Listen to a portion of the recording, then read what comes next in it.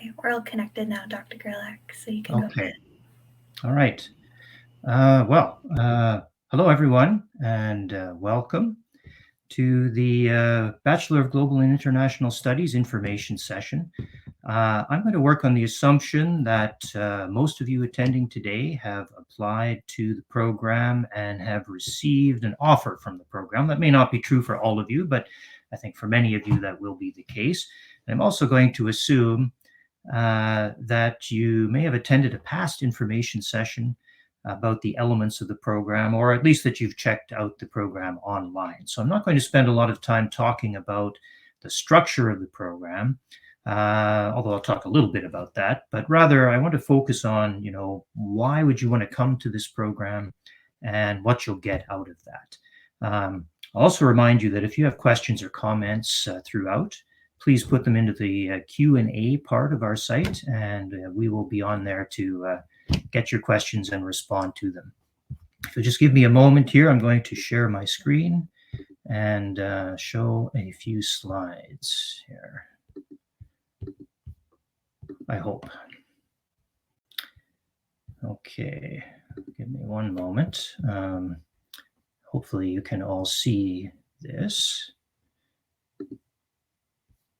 Okay. So before I get started talking about the program, I want to step back for a moment and ask you to think about the world in which we live. For those of us who have been around for a while, we can't help but notice that we seem to be lurching from crisis to crisis over the past few years. If you think about it, going back, say, to 9/11 in 2001, the following wars in Afghanistan and Iraq, the increasingly visible effects of climate change, the global economic meltdown of 2008, the Syrian civil war and the resulting refugee crisis in Europe, the election of Donald Trump, which seemed to signal a slow collapse of the American political system, the COVID-19 pandemic, with which we are all very familiar, and the resulting shutdown of economies and social interaction and travel around the world, the highlighting of deep social conflicts and inequalities through events like the killing of George Floyd in the United States, anti-vax and anti-mask protests, the convoy in Ottawa, and of course, most recently, the Russian invasion of Ukraine, triggering another humanitarian and refugee crisis and raising the threat of nuclear weapons as well. Probably missing a few crises, but this is a pretty lengthy list anyway, within a pretty short period of time. But, what does it mean for all of us? I think it shows a couple of things. These processes show that the problems we face are increasingly global in their effects. Climate change and the pandemic are products of our production, circulation, and consumption as a global society. Our industrial waste doesn't stay local, it circulates. People and viruses don't stay put, they travel. And events that might once have been of regional concern, like wars in distant parts of the world, justice issues in American inner cities, the rise to power of dictators in foreign countries, disruptions in the banking systems of other countries, these now have global impact because of our interconnected real-time communications technologies, our economic interconnectedness, and our shared cultural and political norms. And of course, this is why we need people trained into a global perspective. We need people who have both an academic understanding of global and international processes and who have been out into the wider world and have experienced it. The Begins program was set up with these kinds of considerations in mind. If you want to understand how this wide range of events and processes tie together, where do they come from, what are their effects, and what can we do about them, then this is the program for you. Let me turn at this point to talking about our program elements. Before turning things over to two of our Begin students, Amy and Josh, who will give the student perspective on the program. And we'll leave time at the end for any questions you may have. And as I mentioned, just type them into the Q&A function and we will respond to them. So just to give you a quick overview of central elements of the program. I said I wasn't going to spend a lot of time on that, but I'll spend a little bit of time. The Begins program has a lot of resources for you to draw upon. In addition to the 6 core faculty who teach the core courses that all of you will take, we have over 120 faculty from various departments on campus who contribute to the program. We have over 200 overseas internship and exchange partners to draw upon for your international experiential learning, and 6 different options for your international experience requirement, which I'll talk about further in a moment. And of course, we have our location in the nation's capital. It gives us a lot of access to agencies related to international and global matters. The degree program has 4 main elements to it. Each year, you'll take a set of core courses from the Begins faculty that will give you a wide range of approaches to global and international studies from a number of different disciplinary perspectives. You will also choose a specialization from our range of 18 different specializations. That is your major, in a sense. There is a language requirement of 2 language courses each in both first year and second year. And this can be any language of your choice that is offered at Carleton. It's a chance to push yourself beyond your current boundaries and learn a new and important skill. And finally, there's an international experience requirement, which involves working or studying overseas, and I'll speak more about that in a moment. You'll normally do that when you have third year standing. What will your first year look like in the Begins program? You'll be enrolled in 3 courses that all of our first year students take, core courses, regardless of your specialization.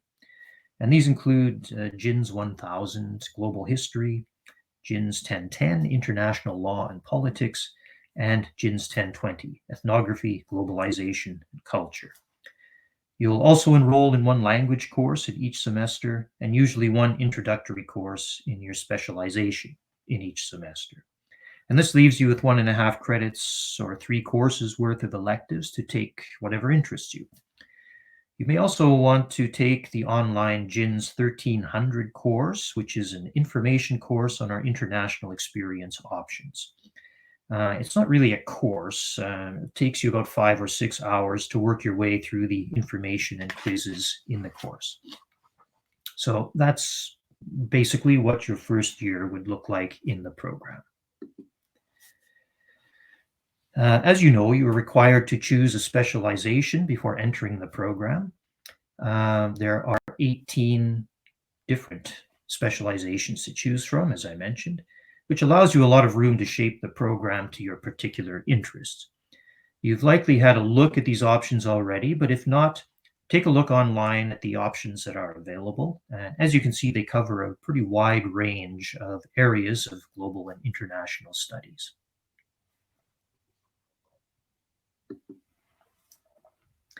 Finally, I want to point out the international experience requirement of the program. This is a central feature of the program, and we have 6 different options for you to fulfill this requirement. Essentially, those options boil down to working overseas, either with an international agency or a local organization in another country, studying overseas at a university that has a program you'd like to participate in, going overseas with a class led by a professor to study up close the thing that you are studying, that the course is about. Or if you choose not to go overseas, then staying here and working online with overseas agencies. During the pandemic, we've developed online internship opportunities for students who are working remotely with international and overseas agencies. A skill that that will likely be very valuable to you in the future. I suspect many of you at some point in your lives will be working online for somebody. You can see on this slide the range of places and types of activities our students have engaged in over the past few years. This is a small sample of what our students have done, and the range keeps expanding each year. I also want to mention that we have a co-op program in which students work for local, quite often government departments or non-governmental organizations here in Ottawa or elsewhere in Canada that have an international focus.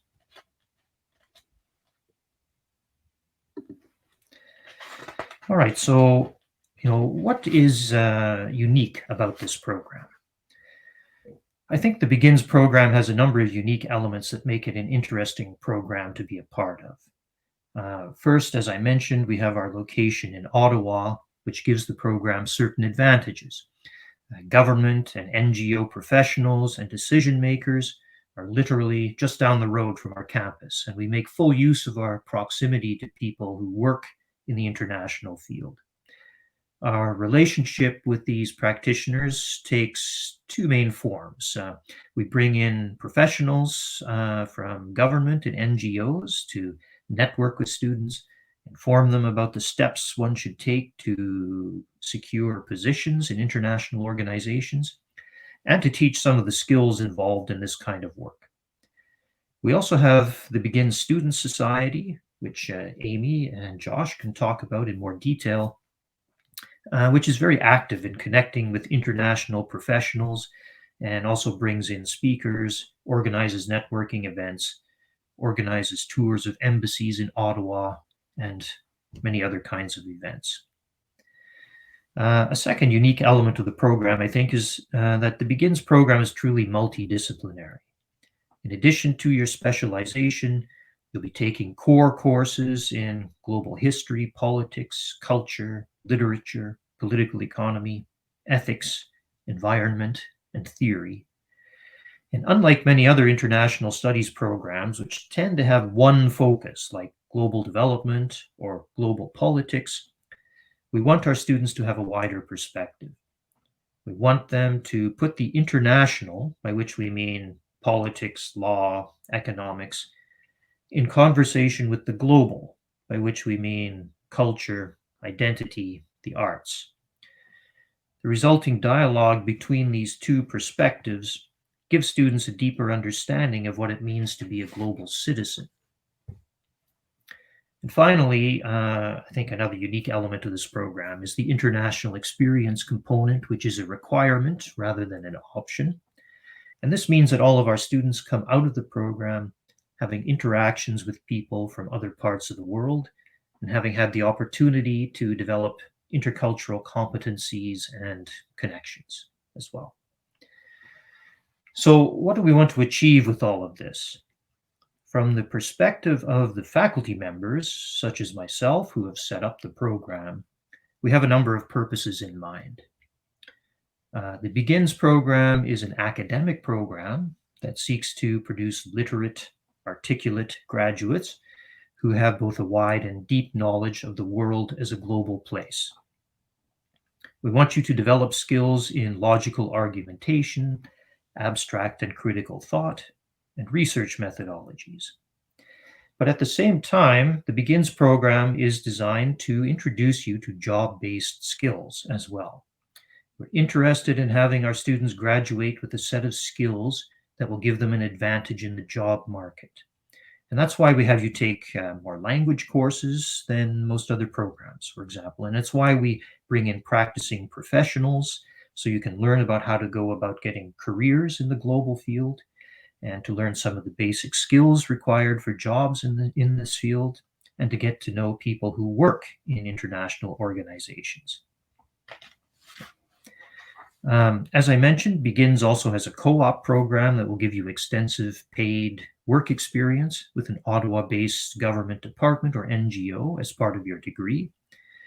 The combination of the international experience requirement and a co-op experience is a powerful combination, I think, for entering the job market after graduation.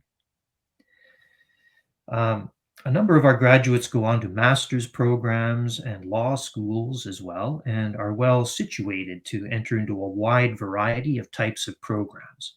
Some go into international studies programs, but others go into programs that are interdisciplinary or based on a discipline related to their specialization. And the multidisciplinary nature of the Begins program opens a lot of pathways to graduate work. Our program is relatively new. We are completing our 7th year. And already we've seen members from our 3 graduating cohorts move on to work in Global Affairs Canada, the Canadian delegation to the United Nations, Health Canada, Border Services, and other government departments. A number of people have been hired overseas by the organizations for which they did their internships. Others have gone on to graduate programs. We're very pleased with the success of our graduates, and we look forward to seeing our future graduates fulfill their goals of creating positive change through their work in the international field. So, hopefully, this gives you a sense of the program and what it has set out to achieve. We have supports, both advisory and financial, throughout the process. The faculty and staff are very interested in your success, and you'll get to know us well. The program is carefully designed to give you everything you need for a successful career in the global and international fields, and we look forward to seeing you in the fall. One thing I should add is that the intention is for Carleton to start having in-person classes in the fall. So we'll actually see you in person, I hope. Thanks for listening, everybody. At this point, I'm going to turn things over to Amy and Josh to talk about the student perspective on the program once I am able to stop sharing my screen. There we go. Thanks, everybody. Perfect. Thank you, Dr. Gerlach. Okay, so my name is Amy. I'm a 4th-year student in the Global and International Studies program. I specialize in law, and I also have a minor in political science. And I'm joined today by Josh, who I will let introduce himself. Thank you, Amy. So as Amy said, I'm Josh. I'm a 2nd-year student in the global politics stream, and I'm also doing a minor in the Spanish language. And so basically, we're here to talk to you today about the Begin Student Society, some of the work we do, and as well just to give our experiences as students in the program to help encourage you to join Begins, because I do think that that would be a very good choice. So I'll talk a bit about the society stuff first.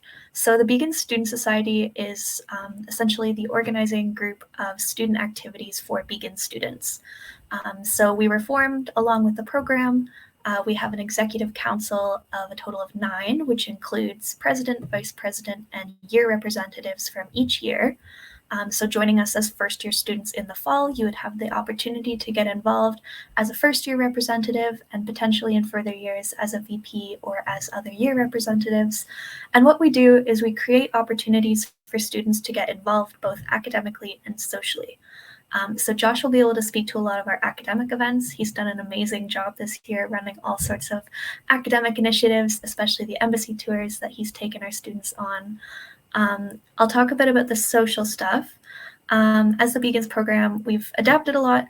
During the pandemic, most of our events have been online the last 2 years. But me being in my 4th year, I have some pre-COVID experience with Begins events. We do everything from pub nights to coffee houses. Usually at the end of the year, we'll do a formal charity gala. We create lots of opportunities socially for students to have a space out of class to decompress, get to know your peers a lot better, and then have a lot of fun. And as well, I'll have Josh sort of talk about our academic events that we do as well, which are equally as fun, but a little more educational. Thank you. So this year, we've done a lot of academic events. So at the beginning of the year, we typically do a tour of Parliament. So unfortunately, that had to be online, but that's also a good way to kind of get to know Ottawa and get to know your peers too, in a more like professional environment, but still, I'll get to know you. I think the highlight though of this year has been the embassy tours. Unfortunately, this semester we weren't able to go on any just due to rising case numbers and then stuff going on off of campus. But at the beginning of the year, we were lucky enough to go to the Embassy of Brazil and the Embassy of Sweden, which are a very good opportunity both academically and even professionally. We've actually had one of our students who went on the Brazil tour get their foot in the door with a internship. I'm not exactly sure what the exact name of it was, but an internship with the Brazilian embassy. So there are opportunities to kind of get your foot in the door with furthering your professional career as well. And also applying some of the stuff that you've learned in class to actual outside learning, like learning about bilateral relations, learning about even all the other cultures of other countries that we end up visiting. And yeah. Yeah. And so the society and administration combined are able to offer you a lot of connections as students in the Beacons program. So with our events, like Josh was saying, all the connections we have with embassies, we've been doing embassy tours for, I would say, probably 5 or so years now. And we have a lot of great connections with most of the embassies in Ottawa. So it's a really great opportunity to get your foot in the door in those spaces. Really great opportunity to learn more about possible career paths post Beacons, which there is a plethora, as Dr. Gerlach was mentioning. We have a question in the chat. It says, can someone in the PAPM program also join the Beacons Student Society too? So yeah, our Beacons Student Society events, they are open to all Carleton students, although they are geared primarily to Beacons students. Anybody is welcome. So if you would not be joining us in the fall, but you'd be joining PAPM, Beacons and PAPM, PAPM being Public Affairs and Policy Management, another program under the Arthur Croker College. We have a really close relationship with PAPM. They're sort of like our sister program. There is a bit of a heated debate sometimes between Beacons and PAPM students as to which program is superior, but they are both excellent, and we love our friends over at PAPM. We've actually done galas and other events in coordination. We did a coffee house together this year. So yeah, if you were in the PAPM program, you're more than welcome to come out to Beacons events as well. And so you can make a lot of connections as well with the other students who are studying public affairs and policy issues at Carleton. The really great thing about Carleton's student life, I find, is how friendly everybody is and how easy it is to make those friends and make those connections. Carleton, for me, when I came, I knew that this was the right school for me to be at because of how welcoming everyone was and how vibrant the student life was. So for me, I came from a really small town north of Toronto. I moved to Ottawa for school and I knew nobody here. And I was pretty nervous because I didn't really know how I was going to make friends and what it was going to be like. But I knew I loved the program. I loved the international experience requirement and the type of content that we study in Beacons. So I just took my jump and I went in and I came to Carleton, and it's probably the best decision I've made because Carleton's student life just being so vibrant, so welcoming. I've had the opportunity to meet so many fantastic people, make a lot of really great connections to help me both personally and professionally. So it's been really great. And Josh, I'm sure you've had similar experiences with campus life at Carleton. I have. We have a question though in the chat. I'm going to answer that before I go into my experience. So, can you switch your specialization? You can. I personally did that at the end of my second term of second year. It would just involve changing. I think as Nia went into earlier, there are some specialization specific courses. So you just have to make sure that you're in those when you've switched from your other specializations courses. I can actually drop my email in the chat and I can send you more of a detailed method of going through it if you'd like. I'll do that because it is kind of tedious to explain on camera. There you go. Also in the chat, I'm going to put in our Instagram and our website.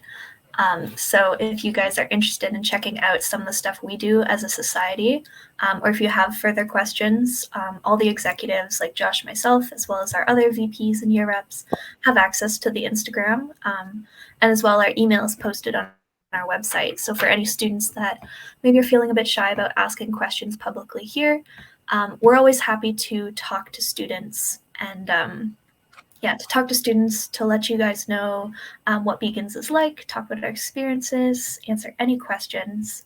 I see a question from Martine. How and where do you choose your specialization? So when you apply to the program, I believe that you apply to a specific specialization. Dr. Gerlach could probably confirm that. But when you accept your, go ahead. I think you. Yes, it's true, Amy. When you choose your specialization when you are applying for the program and accepting the offer from the program. And as Josh pointed out, you're always free to change your specialization if you, and a number of people do.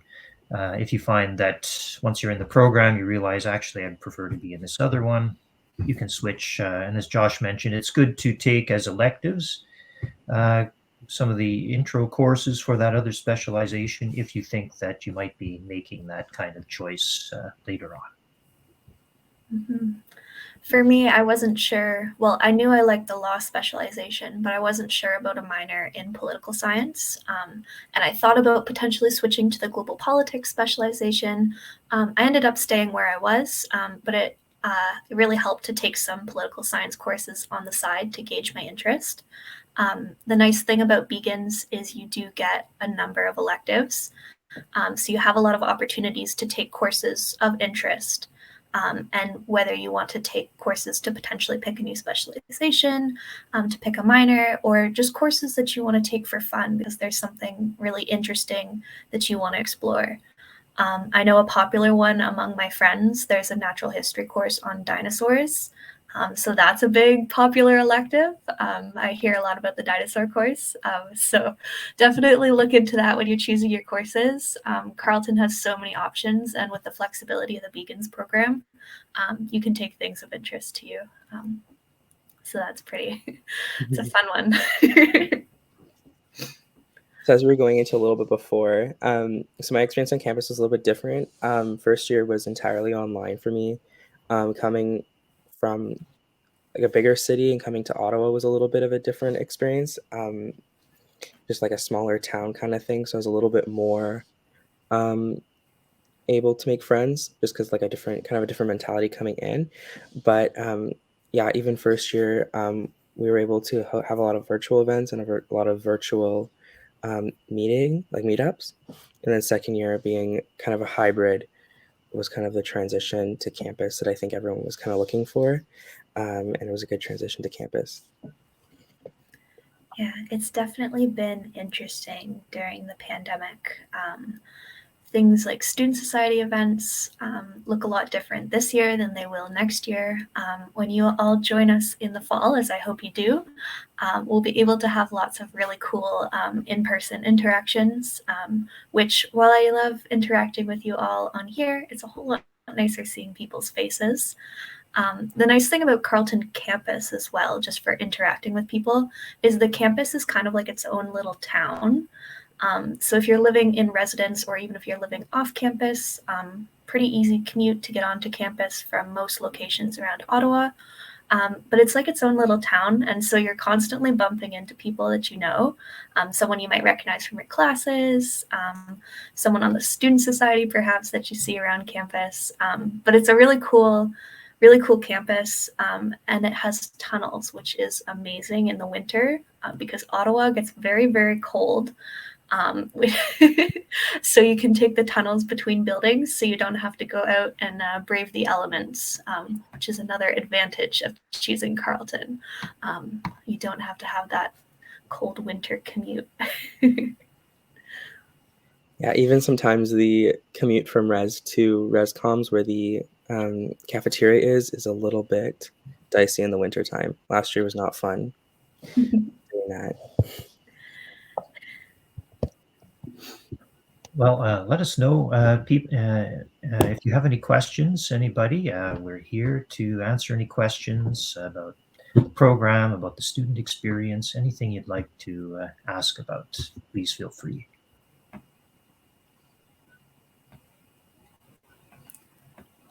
I remember one of the things that Josh and I had kind of chatted about the last time we did one of these sessions was how unique the Beacons program is from other programs. So some of you like may be interested in international studies and applied to a couple different schools. And we've heard a lot from professors in our program about how unique this program is and how different it is from anything else out there. So joining the Begins program, you're getting an incredibly unique experience that's unmatched by any other university in Canada or even internationally. I know something that really stood out for me. I had you'll likely have Professor Burgess if you join us. He's one of our Begins core faculty. I had him in first year for the International Law and Politics course, which is one of your JIN's core courses. And he's taught in a few different locations around the world. And he was raving about the Begins program. And he said, like, I've taught at all kinds of universities in many different countries, and I've never encountered anything like Begins before. And it's that combination of all the practical skills you're getting out of the program through international experience, through language requirement, as well as the diversity of courses that you'll have to take under your core courses. It really gives you a good foothold on a variety of like academic topics to really make it advantageous when it comes to employability, which as a fourth year student is something I'm looking to now. So I've seen a lot of job postings and questions when I'm applying to jobs, and I'm like, oh, do you have international work experience? And I do have that because I did my IER through Beacons. Or it asks you about your knowledge on certain topics, and I'm like, wow, I know a lot more than I thought I did. And it's because we have this wide diversity of courses and topics that we cover that really gives you that interdisciplinary broad education that's super valuable as you move on from university, whatever your path is after that. Mm-hmm. And even the language component of our program is a very good way to get your foot in the door with a lot of employment opportunities, especially looking abroad and outside of Canada. Having a second language is so, second or third or even fourth language is so advantageous when working internationally. I know even having that skill now applying to kind of just regular old jobs here is really, really important and really, really valuable. And then kind of speaking to our program in general, it is like a little family. You will meet kind of everyone from all years. Everyone kind of knows each other, even the professors, and it just feels like a really cohesive family. Everyone kind of looks out for each other in that sense. And then another thing about the reputation, we are really recognized internationally. When we were at the Brazilian embassy, a lot of the people at the Brazilian embassy were like, oh my goodness, you're the Begins program from Carleton. We've heard so much about you, and just raved on about that. Amy, can you talk a little bit about your international experience requirement and what you did? Yeah, absolutely. So for my international experience requirement, I went with the international internship option. I did that last summer. Unfortunately, I didn't get to travel anywhere. I did my internship online. And so I was partnered with an organization called One Young World, which is a youth leadership organization based in London, England. And so I was working with their summit team. Each year, One Young World does a global youth summit. It's quite a big event, actually, so some of you may have heard of it.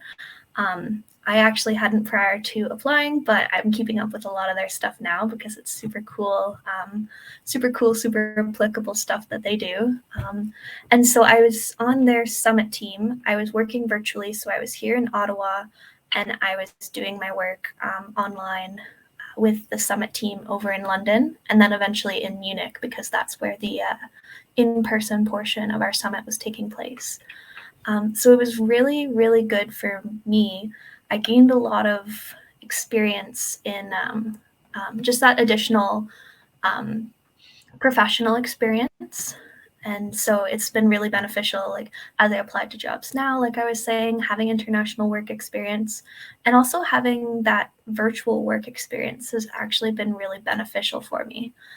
While I would have loved to be there with my coworkers in London, in Munich, doing things on the ground, it's actually been a real benefit to have that on my resume that I can thrive in a virtual work environment. With the pandemic, things have changed a lot. It's good we're going back to normal. However, there's some things like virtual work that it might stick around a bit. So I believe going forward, although when you guys get to the point that you would be doing your IER, there will definitely be abroad options. There's still, I believe, going to be those international internship options that are online. For affordability, it was a really big thing. So when you go abroad and you're doing your IER, you'll need to get your visas to be working abroad. IER internships are unpaid.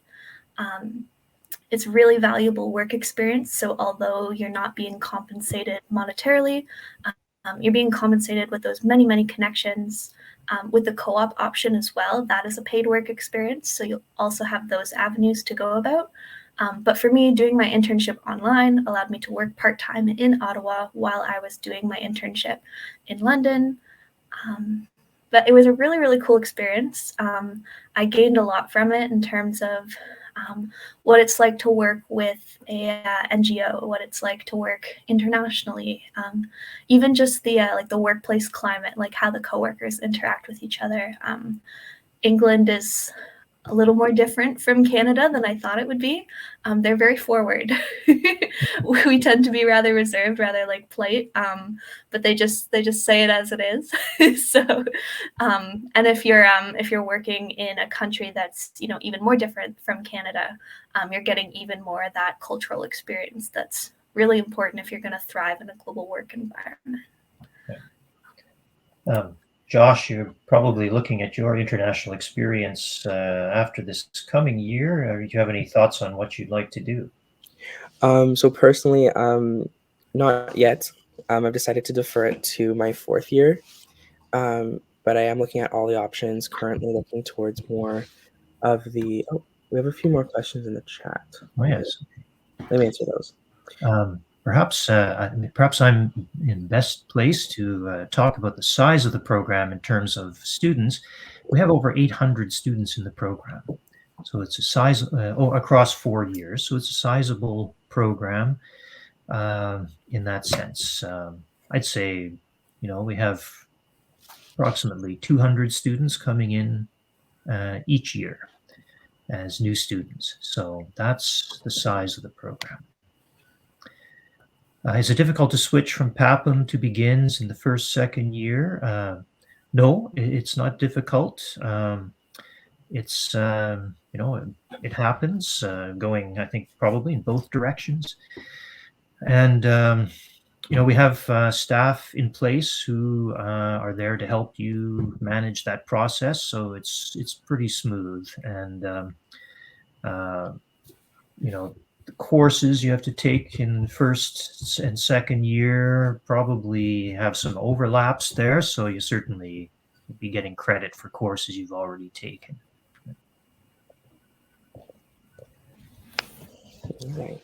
Mm-hmm. Yeah, in generally, I find at Carleton, whether it's switching your degree program entirely or switching your specialization in Begins, it's not too difficult to change if you get into it and you find it's maybe not exactly what you're looking for. I have a lot of friends who have changed their programs or certain elements of their programs, and the advisory staff at Carleton in general is fantastic, but especially speaking to Begins, because we have our own separate academic advising from Carleton's academic advising, just because our program contains a lot of unique elements.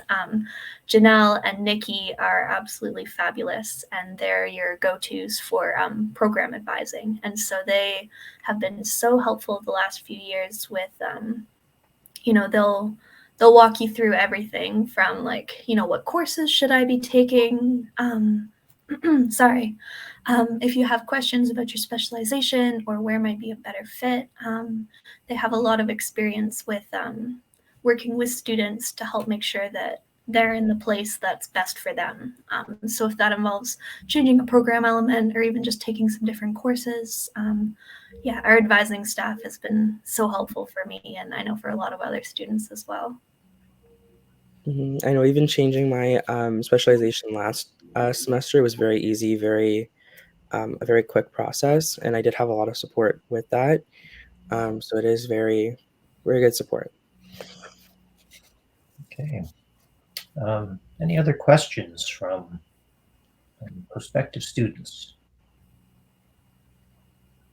Wait a couple of more minutes and see if there are any other questions, and if not, we'll let you go.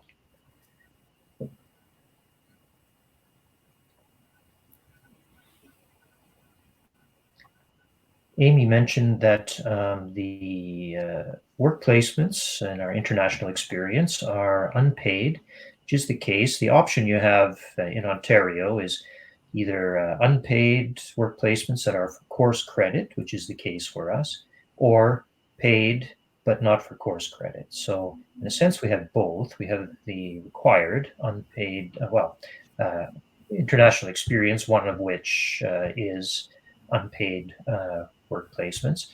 But we also have a co-op program, which is then paid employment, but not for course credit. So have that paid option if you choose to take it as well.